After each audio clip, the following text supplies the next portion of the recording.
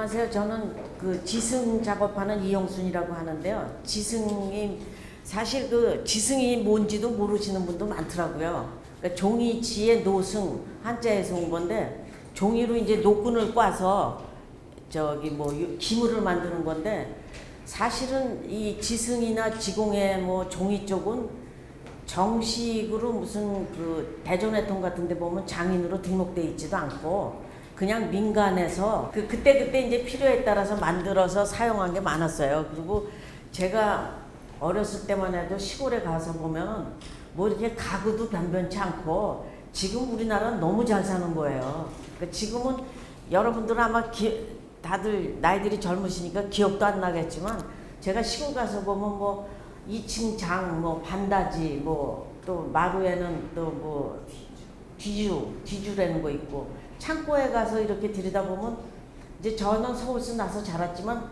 방학 때고 시골 가면 그렇게 뒤지고 이제 창고에 가서 보면 무슨 종이로 만든 바구니 뭐 이래서 거기다 뭐가 들어가 있었냐면 씨앗 바구니가 주로 많았어요. 그러니까 드라이한 거, 건조한 거를 거기다 이제 보관하고 이러셨는데 봄 되면 이제 또 한지 창문을 다 뜯어요. 새로 개비하시고 가을 때도 한번 개비하시는데 그때 그걸 안 버리시는 거예요. 그러니까 우리가 너무 그 무슨 물자가 부족한 세상이라 한지 그런 것도 찢어서 버리질 않고 요렇게 쭉 자르시더라고 칼로. 그래서 이제 그게 보니까 노끈을 꽂아서 이렇게 뒤에 매달아 놓으셨어요. 그래서 서울에 우리한테 뭐 보내실 때 그 노끈으로 뭐 물건을 묶어서 보내시기도 하고 그다음에 이제 그거 하기도 남은 찌끄러기는 물에다 담궈요. 물에 담궜다가 그걸로 어떤 그 기물을 만드시더라고. 무슨 이렇게 옹기 같은 데다 겉에다 타닥타닥 붙이셔가지고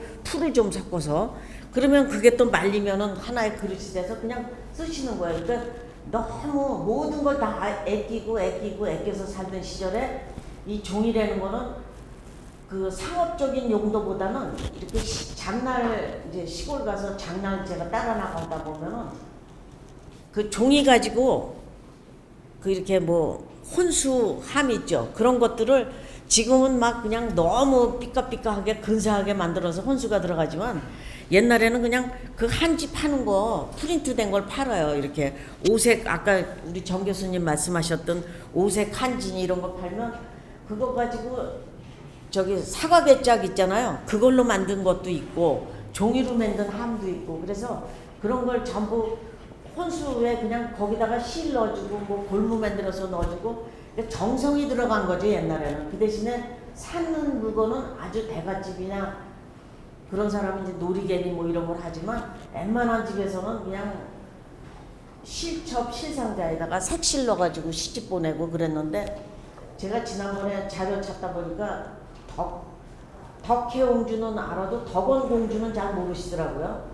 덕원공주가 순조의 따님이신데 결혼할 때 보낸 그 요만한데 한 내가 보니까 20에 15cm 정도 되는 실첩을 그 지금 당국대학 박물관에서 아직도 갖고 계세요. 근데 그걸 보니까 공주가 시집을 가는데도 실첩을 그렇게 조그맣게 만들어서 그 안에다가 색실을 넣어가지고 시집 보내는 거예요. 제가 그 자료를 보고 우리가 왕의 그 공주도 이렇게 소박하게 시집을 간 거예요.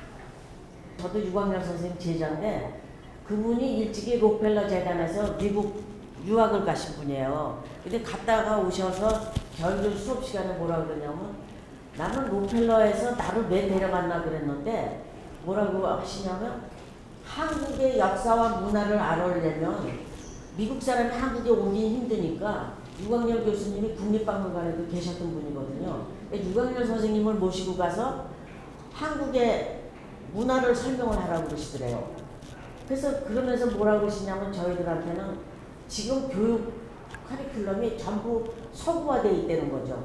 저희가 이제 음미과 출신, 뭐 공예과 출신 그러는데 거의 서양의 그 시스템을 갖다가 하고 카리큘럼도 다 그렇고 모든 거는 자료는 그쪽 자료지 한국 자료는 사실은 어떻게 보면 우리가 또 무시한 것도 있었어요. 전통에 대한 거를 아주 좀 등한히 생각했죠. 그랬는데 유광열 선생님이 갔다 오시면서 뭐라 그러냐면 지금 우리나라 전통 기능 장인들이 거의 나이가 많으시다는 거죠. 그때 인간문화재라는 걸 예용래 선생님이 이제 처음 책을 쓰시고 이럴 때인데 그 인간문화재들이 돌아가시기 전에 너네들이 이걸 젊은 애들이 배워놔라. 그래서 그게 이제 필드워크로 거의 수업 시간에 매주 이제 지방에 나가서 그 기능공을 하나씩 만나서 기능 장애인들한테 하고 있는 거를 자료를 전부 수집해서 이제 그게 레포트를 내는 게 숙제였어요.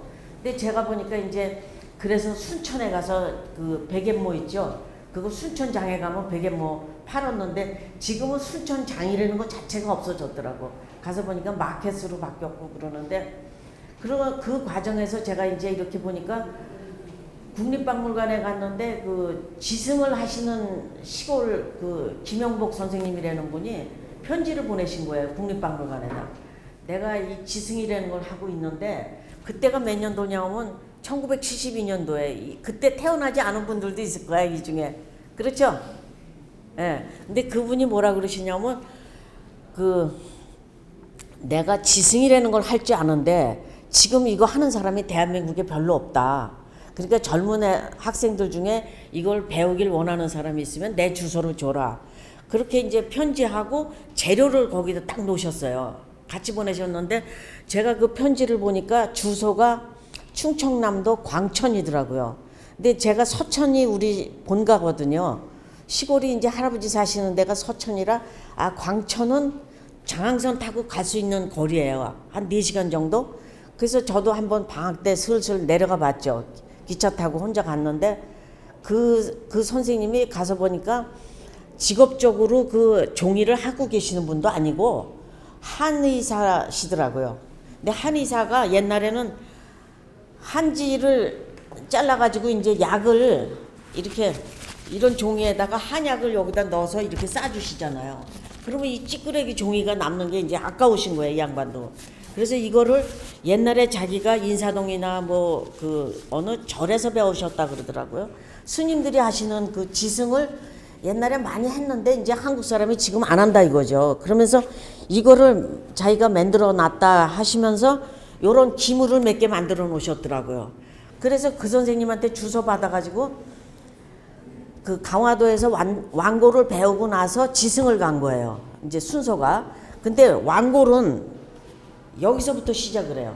밖에서부터 시작을 해가지고 이렇게 짜서 안으로 들어가는 게 완골이고 지승은 가운데에서부터 시작해서 밖으로 나오는데 그때 완골 재료는 제가 보니까 한 70cm 정도 되니까 짜기가 좋은데 저는 궁금했던 게 이거는 이렇게 짧은 거를 사진에 보내셨어. 그래서 제가 저거를 어떻게 이걸로 그 큰 기물을 짜시나 그러고 이제 궁금해서 내려간 거예요. 그랬더니 그 선생님이 있는 거를 가르쳐 주시더라고. 근데 이게 희한한 게 풀을 안 써요.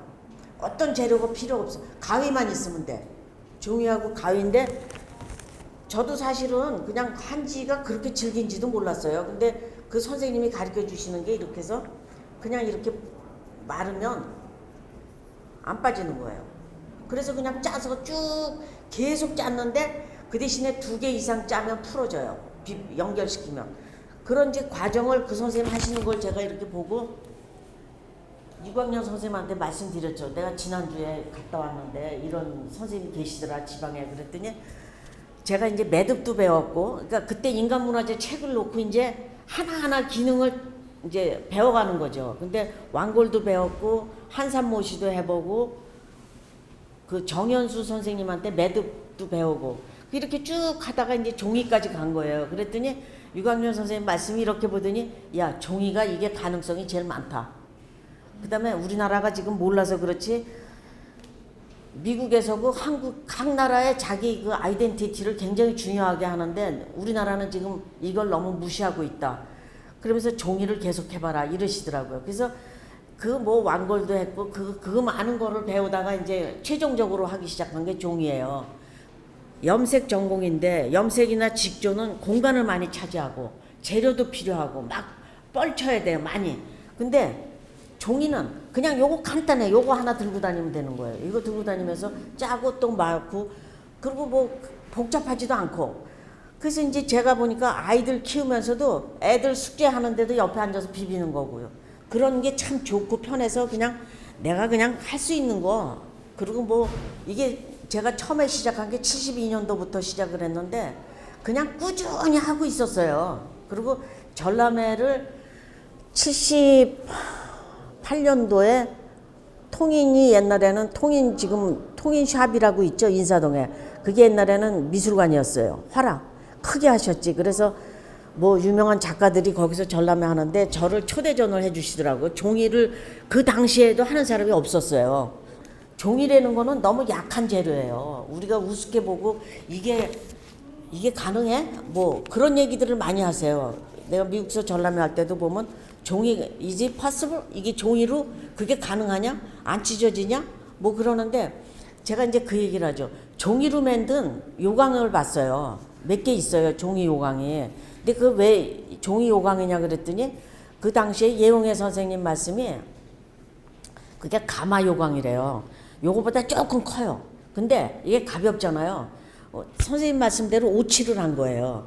오칠을 하니까 이게 방수가 되니까 가마 안에다 이걸 넣고 소변을 볼 수 있었다는 거죠.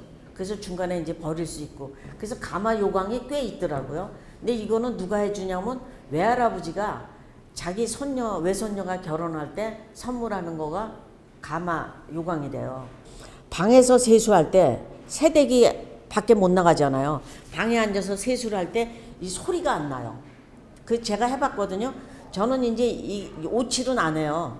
오칠은 안 하고 그 지승 물건 중에 보면 오칠한 것도 있고 거의 그냥 놔둔 거예요. 많아요. 종이 자체로. 그리고 지금 이 회색 종이는 뭐냐면 글씨. 주로 이제 책을 못 쓰고 오래된 책 또는 우리가 책이 옛날에 20권 시리즈로 이렇게 나오는데 낙권이 된 거 있잖아요. 낙권이 된 거나 파지가 된 거를 따로 이제 버리지 않고 그거 가지고 이런 걸 짜는 거죠. 그래서 이 안에 회색은 글씨 프린트예요. 목판 활자, 뭐 금속 활자 이렇게 나오는 프린트 가지고 해서 저는 이거를 최대한도로 살리는 걸 원하죠. 될 수 있으면 그 내추럴하면서 그다음에 지금 이 검정색은 먹물입니다. 한번 들여놓으면 저기 탈색도 안 되고 옆에 묻어나지도 않아요. 그 방수도 잘 되는 것 같고. 그래서 제가 검정색을 쓸 때는 이렇게 부분적으로 하는데 그다음에 이제 로에베 얘기를 조금 해드릴게요. 그 로에베에서 제가 나중에 알은 사실인데 2015년도에 V&A에서 제 걸 갖다가 전람회를 했는데 거기서 구입을 하셨어요. 이 외국 사람들이요 한국의 컬처에 대해서 관심이 굉장히 많아요. 그리고 다 보고 관심사에 있다가 이제 어느 때 되면 자기네가 필요하면 연락을 하는 거죠. 그래서 저도 V&A에서 저보고 로에베 내라 그래서 이제 로에베 출품을 했는데 2019년도에 파이널 리스트에 들어가고 저보고 이거 가지고 세상에 없는 핸드백을 한번 만들어 보면 어떻겠냐는 거예요. 그래서 제가 이제 그 영상 통화를 하면서 제 작업실을 영상으로 보는 거예요. 올 수가 없으니까. 영상으로 쭉 보여주니까 이거는 70년대 제 노트다. 영상으로 이렇게 보다가 뭐라 그러냐면 스톱 하더니 그걸 비춰보라 그러더니 그게 이제 항아리였어요. 옛날에 시골 가니까 시골에서 농사 질 때 바심한다 그래요. 밥 맬 때 이제 간식을 들고 나가는 거예요. 근데 항아리에다가 물김치 같은 거를 여기다 넣어가지고 이제 자루로 이렇게 넣어서 들고 이렇게 내가 시골에서 그렇게 한 적이 있다 그랬더니 그러면서 집에 있는 그 망태기 같은 거에다 제가 이걸 넣어가지고 이렇게 들었어요. 그랬더니 그거 좋다. 그거 한번 해보자. 그 팀하고 3년간 해가지고 금년 6월에 밀라노에서 오픈을 했어요. 근데 저보고 이제 대표 작가라 그래서 세 작가가 거기 참여했는데 저를 대표 작가로 해가지고 거기 이제 핸드백을 30점을 해서 리미티드 백으로 했는데 영순리 아티스트 그리고 인스타그램 찾으시든지 구글에 찾으면 나오는데 한국의 지승이라는 전통 기법을 가지고 자기네하고 콜라보해서 작품을 핸드백을 만들었다. 그거를 아주 그러면서 되게 크래프트 뭐 이렇게 나가는데 아티스트로 인정을 해주더라고요. 상당히 고맙죠 저는. 그 가서 보니까 뭐 저기 밀라노 옛날 시청 자리를 하나 전체를 다 빌려가지고 아주 근사하게 전람회도 해주시고 파티도 근사하게 해주시고 그다음에 끝나자마자 지금 한국의 로에베 전람회를 하고 그 팀들이 다 왔어요. 그 영상 촬영팀도 뭐 한 20명 와가지고 우리 집 와서 샅샅이 뒤지고 하는데 그 보시는 눈이 다르더라고요. 사실은 그 지승 뭐 실첩 실상자 이런 게 우리 어떻게 보면 가장 이 밑바닥에 깔린 민속공예라고 보면 되죠. 필요에 의해서 만들어서 쓴 거. 그다음에 대전해통 같은 데 찾아봐도 이 장인이 없어요. 종이 뜨는 장인은 있어요. 옛날 지금 세검정 일대가 종이 뜨는 데였대요. 근데 그 지금 없어졌잖아요. 세검정에 종이 뜨는 데 없어요. 지금 거의 지방에서 지금 원주 뭐 전라도 지역 이렇게 일부 하고 있지 거의 없는데 지금 또 문제가 뭐냐면 요즘에 뜨는 종이는 지승할 때 참 불편해요. 근데 책이 이제 이렇게 흠이 많은 거 있죠. 여기도 보면 이렇게 막 색깔이 좀 뭐 이렇게 이런 데미지 된 거 그런 북이에요. 그러니까 이걸 가지고 짜는 게 아니라 합해서 두 겹으로 만들어요. 어떻게 짜나 하면 이게 이제 시작이 이렇게 들어가는 거죠. 바구니 짜는 방법하고 똑같아요. 시작은. 근데 이제 이게 종이로 갖대는 거고 이거는 아까 합쳐서 꼬은 거 있죠. 그게 이 심이 되는 거고 비빔실은 그냥 이렇게 돌아가는 거예요. 그래서 올리는 건데 아무튼 이번에 밀라노에서 이거 가지고 이제 핸드백을 30개를 이렇게 딱 디스플레이를 하고 이제 제 거 작품 하나 여기 있는 거 그 비슷한 거 하나 딱 세웠는데 기자들이 이제 많이 모이는 게 종이라는 거 그리고 종이 가지고 이렇게 할 줄은 자기네는 생각도 못했다. 그러니까 저도 똑같이 저렇게 드로잉을 해서 놓고 저런 이제 프로세스를 다 거치죠. 자료가 없습니다. 그러니까 제가 혼자 꼴동품 가게 가고 박물관 뒤지고 그래서 이런 패턴을 찾아내서 아 이거 패턴 이거 가능하겠다 이렇게 해볼까 뭐 저렇게 해볼까 그렇게 해서 하는 거지 이게 무슨 텍스트북이 있는 게 아니에요. 그게 우리나라의 지금 맹점이에요. 그래서 저보고 이제 외국에서 오면 다 뭐라 그러냐면 후계자가 있냐 그러는데 후계자 없죠. 유물을 보고 만들고 싶은 사람이 생길 거라고. 그래서 저거 어떻게 만들었나 할 때 책을 보면 될 수 있을 것 같아서 이제 나머지는 이제 책으로 만들어서 남겨놓으면 누군가는 그 책을 보고 할 수 있지 않나. 그러니까 제가 제일 아쉬웠던 게 자료가 없었다는 거. 이런 게 이제 실첩이에요. 이 안에 이게 열고 또 열면 색색의 실을 넣어놓는 한 칸이 나오는 거죠. 지금 이런 경우에. 그 사람들이 와서 놀래요. 어떻게 이걸 그대로 갖고 있냐고. 그 갖고 있지 뭐. 내가 우리 집에서 지금 40몇 년을 살고 있거든요. 이사를 안 가니까 그대로 있는 거죠. 한불수교 110년에 나간 루블 박물관에 그 옆에 장식미술관이라고 나란히 붙어 있어요. 거기 나간 건데 이거를 올린 거예요. 로에베는. 이거를 8개를 위로 쌌죠. 하도 많으니까 집에 처치곤란이라 쌌더니 그게 오히려 다들 좋아하시는 거예요. 감사합니다. 저는 집이 경북 청송이라고 엄청 시골이에요. 예. 청송 사과가 유명하고 교도소가 좀 유명하죠. 예. 거기에서 음악대학, 미술대학은 아예 생각도 할 수 없는 그러니까 저 고등학교 한반인 곳에서 이제 공부를 하다가 나중에 보니까 대학은 가야 되겠고 어떡하지 하다가 대구라는 곳을 가가지고 돈을 벌었어요. 이제 학원을 가야 되니까. 그 청송인데 여기 그 봄, 여름, 가을, 겨울 그리고 봄의 주산지에 가보셨어요? 청송 예쁘죠. 근데 아무것도 없어가지고 뭔가 문화적인 거를 경험할 수는 없는 곳이었어요. 그래서 그냥 뭐 그냥 선생님이 돼야 되나 뭐 이런 꿈도 별로 없고 한반이니까 대학 가는 사람도 없고 그래가지고 그렇게 지내다가 어느 날 그래도 대학은 가야 되겠다는 생각이 들어가지고 이제 집에서 도와줄 수는 없으니까 제가 이제 대구에서 돈을 벌어서 이제 학교를 가야 되겠다라고 생각하고 돈을 벌다가 하시를 처음 본 거예요. 네, 미술학원을. 네, 그때 20살 때 처음 보고서 보는 순간 나 저거 잘 할 수 있을 것 같다는 생각이 딱 들더라고요.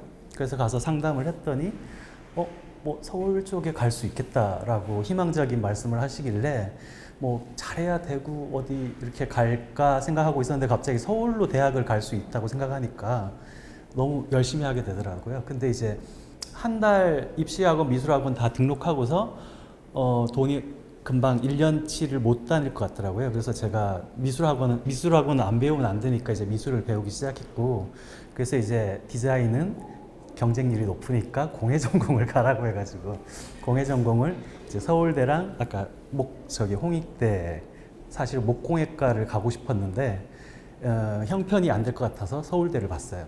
서울대를 봤는데 공예과에 붙은 거예요. 예, 붙어가지고 서울대학교에는 공예과가 도자기랑 금속밖에 없거든요. 그래서 금속을 어떻게 하게 됐어요. 그래서 대학교 때 이제 뭐 이런 조명도 만들고 알루미늄 이렇게 때려서, 예. 그리고 뭐 은으로 화병도 만들고, 그 다음에 옛날에 있던 플라피 디스크를 이용해 가지고 브로치도 만들고 이렇게 작업을 했었죠. 그러다가 대학원을 하고서 이탈리아로 갔어요. 예, 그러니까 시골에서 와서 서울로 유학을 왔는데, 그때 선생님처럼 저도 서울 시험 보는 날 처음 서울로 와본 거예요. 예. 그래서 서울 와서 너무 좋더라고요. 그래서 그 다음에 이제 나는 뭐 어딘지는 모르겠지만 유학을 가야 되겠다라는 생각을 하고서 이제 많이 안 간 곳이 어딜까라고 생각을 해봤더니 저희 전공에서는 이탈리아가 좀 드물더라고요. 그러니까 물론 기금속 하는 분들은 많이 가지만, 그래서 이탈리아 알키미아라는 학교를 알게 돼가지고 가서 피렌체에 있는데 저기서 한 2년 반, 3년 공부를 했어요. 저희 선생님이시고 지금 돌아가셨는데 현대장신구 하시는 독일 선생님인데요. 예, 그 선생님 작업이에요. 금으로 작업을 하시는 브로치랑 드로잉이랑 뭐 제목 해가지고 그런 작업으로 유명하신 분인데, 공부하고서 2년 반 끝나고 났더니 되게 어렵게 나왔는데 들어오기가 좀 아깝더라고요. 근데 이제 뭐 형편상 저 때도 계속 제가 다 벌어서 하고 있었거든요. 형편상 뭐 어떡하지라고 생각했다가 독일로 가면 공짜로 다닐 수 있으니까 가야 되겠다라고 생각해서 미넨 대학에 이제 제가 인터뷰를 했더니 거긴 사전 인터뷰를 좀 하는 편이거든요, 아직도. 그래서 어떻게 들어가게 됐어요. 예, 그래서 이탈리아에 있을 때 했던 작업들이고요. 그러니까 금속공예를 전공했지만 세부적으로는 나는 현대 장신구가 더 잘 맞다고 생각을 해가지고 특성화되기도 했고, 남자 중에 장신구 하는 분이 많지 않고 해가지고 일단은 갔었는데 이탈리아보다는 독일이 훨씬 유명하더라고요. 그래서 미넨 제가 다녔던 학교이고, 거기서 이제 오토 쿤질리 선생님이라고 현대 장신구의 제일 유명하신 분이랑 공부를 했었고요. 그때 이제 퇴임하실 때 그동안의 제자들이 한 피스씩 만들어서 이제 목걸이를 선물을 드렸더니 그걸 이제 착용하시고 감사 편지로 보내주신 사진이고, 그 선생님 작업인데요. 그러니까 80년대에 저런 브로치를 만들었는데 왜 부자들만 고급 벽지에 이런 값비싼 그런 데 살지? 우리는 그렇게는 못 살더라도 브로치 정도는 할 수 있지 않을까 해가지고 만드신 작업들이에요. 예, 그러니까 되게 컨셉츄얼하고 그 당시만 해도 아무도 시도 안 하는 그런 작업들을 많이 하셨던 분이고, 예, 이런 식의 목걸이라든지, 예. 그리고 제일 유명한 작업 중에 하나인데 금은 사람의 눈을 멀게 한다는 제목인데요. 저기 동그라미 안에 여기 금 볼이 들어있어요. 근데 고무로 싸져 있기 때문에 사람들이 그냥 믿고 살 수밖에 없는 거예요. 실제로 들어있긴 한데, 예, 그런 컨셉으로 작업을 하셨던 분이고, 거기서 이제 저는 이런 작업을 했는데, 이거는 이제 작가들마다 쓰고 있는 재료가 다양하니까 현대장신구는 특히 뭐 요즘은 뭐 돼지 창자부터 온갖 것들을 다 쓰거든요. 예. 근데 이제 그 작가들이 쓰는 떨어지는 가루들을 달라고 해가지고 그 사람이 어떤 재료를 썼냐에 따라서 이렇게 색깔이 달라지는 칠보랑 섞어가서 구워서, 예, 그래서 염색체라는 제목으로 이렇게 작업을 했었어요. 네. 그 다음에 이제 또 나무가 좀 관심이 있어가지고 나무로 이제 작업을 해서 이런 식의 브로치들을 작업을 했었고요.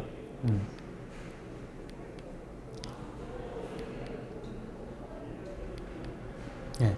그 다음에 이제 이탈리아 뭐 미넨 길거리에서 떨어져 있는 쓰레기라고 하긴 뭐하고, 아무튼 그것들을 이렇게 많이 주워가지고 그거 안에서 이제 얼굴을 찾아내가지고, 예, 얼굴 시리즈로 한 7, 8년 모은 작업들로 새까만 브로치들 다 핀으로 돼 있어서 이제 착용할 수 있는 브로치 연작들로 작업을 했고요. 예, 보면 제일 많은 게 구두 굽이에요. 유럽은 이제 딱 그 보도블록 같은 게 이제 돌로 되어 있어서 그 틈에 끼는 게 많아가지고 저렇게 떨어져 있는 게 많고, 그다음 뭐 마우스, 스푼, 뭐 온갖 것들이 다 있는 저런 작업들을 했었습니다. 네, 그리고 나서 이제 거의 유학 끝날 때쯤 5년 동안 공부했는데 이거는 이제 단체 사진이라는 제목인데, 보면 이거는 이제 개, 말 이런 식의 동물들의 얼굴을 조합한 거고요. 그다음에 사람, 그리고 나서는 이제 새 시리즈도 작업을 하고 이런 식의 작업을 했고, 약간 약육강식 같기도 한데, 사이즈는 굉장히 작은 브로치예요. 근데 플라스틱, 나무 온갖 것들 써가지고 저런 식의 작업을 하고, 이제 공부가 끝나고 나서 이제 한국에 돌아왔어요. 한국에 돌아와서 이제 시작했던 게 이제 그 삼림이라는 게 이게 조금 이렇게 같은 거에 반복되는 게 좋아서, 그리고 이제 사람이 살고 있는 게 이제 뭔가 어떤 숲속에 있는 것 같은 느낌의 컨셉으로 작업을 했었고요. 예. 그래서 보면 스타벅스, 이전에는 플라스틱을 많이 썼었는데, 그때는 제가 적당한 플라스틱을 못 찾아가지고 제가 두께를 조정을 해서 썼거든요.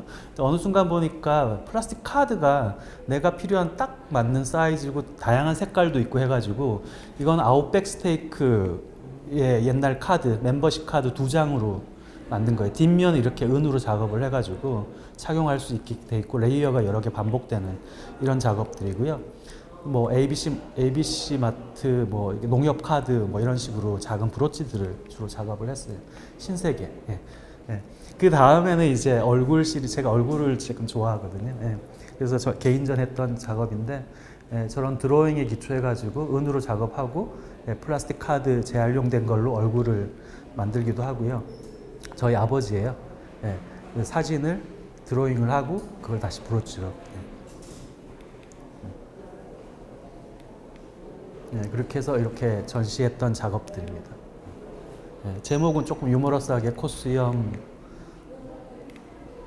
예쁜이, 이거는 아모레 퍼시픽 카드.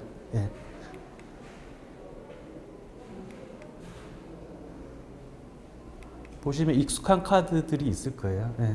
그리고 이거는 제가 이렇게 뜯어보는 걸 좋아하는데, 다 쓰고 난 샴푸 용기 바닥이에요. 잘라봤더니 약간 이렇게 부러진 잎처럼 생겨가지고 그걸 이렇게 조합해가지고 이제 청개구리처럼 만들었고요.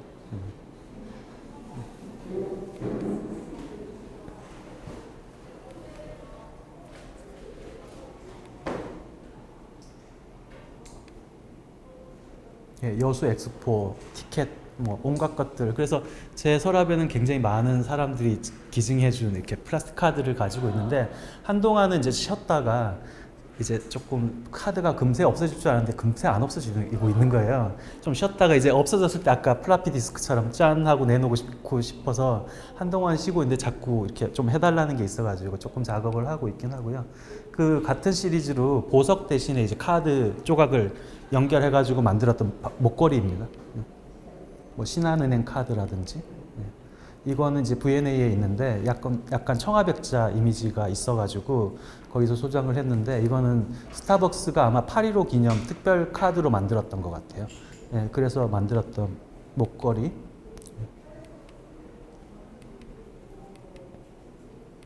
양면의 목걸이고요.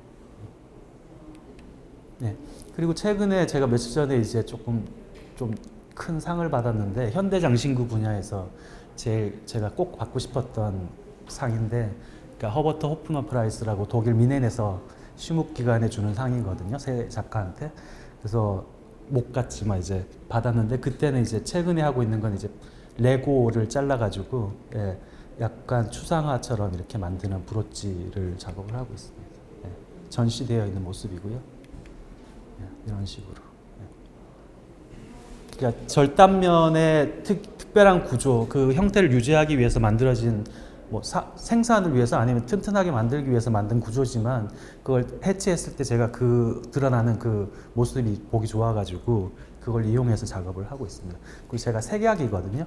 근데 색약이라서 미술대학 들어가기 힘들었는데, 아무튼 사연이 긴데, 그 간호사분이 친절하게 제 기회를 줘가지고 자세히 보세요, 자세히 보세요 해가지고 우리 때까지는 그게 있었어요. 그래서 그렇게 해서 들어갔는데 제가 보는 색이랑 일반 분들이 보는 색의 조합이 어떤지를 몰라가지고, 그러니까 저는 제 눈으로만 보니까, 그래서 그거를 테스트하기 위해서 만들었던 작업이에요.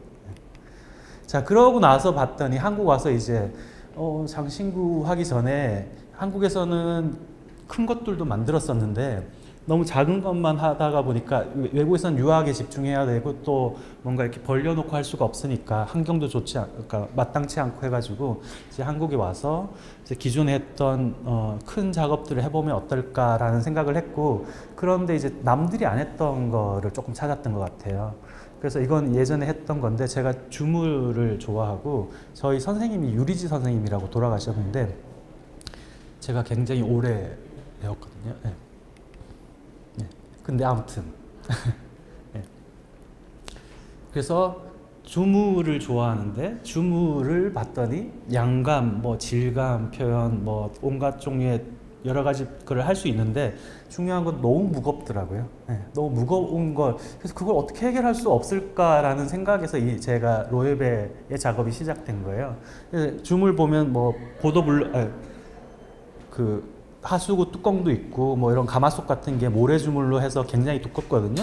그래도 한 3, 4mm 정도 되는데 그것만 해도 너무 무거운 거예요. 그래서 일상으로 조금 그런 얇은 느낌의 작업들을 할 수 없을까라고 생각을 했고, 이건 주물의 역사상 어쨌든 밀랍이라는 게 발견되면서 조금 더 섬세하게 작업을 할 수가 있게 됐고, 그럼으로 인해서 이런 지금 국립현대미술관에서 국립중앙박물관에서 전시하고 있는 저런 불상들도 만들어질 수 있게 됐거든요. 예, 마찬가지로 이런 작업들도. 근데 다 한결같이 두께가 있고 무겁다라는 문제가 있어요.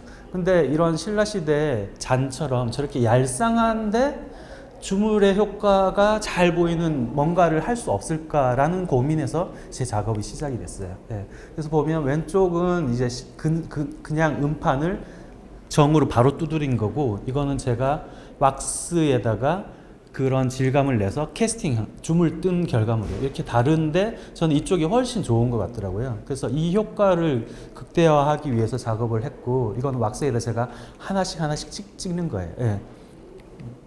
그래서 어떤 종류의 패턴들, 저도 유물 같은 거 많이 보면서 뭐 아니면 빗살무늬 토기에는 이런 패턴 저런 패턴 이런 것들을 많이 이용하고, 일상생활에서 보여지는 뭐 이런 패턴들을 잘 유심히 찍어뒀다가 응용하기도 하고, 그런 식으로 작업을 해서 작업을 하고 있습니다. 예. 그거 외에도 롤 프린팅이라고 두꺼운, 그러니까 무거운 롤러에다가 같이 눌러 찍어서 질감을 옮겨가게 하는 기법이 있는데요.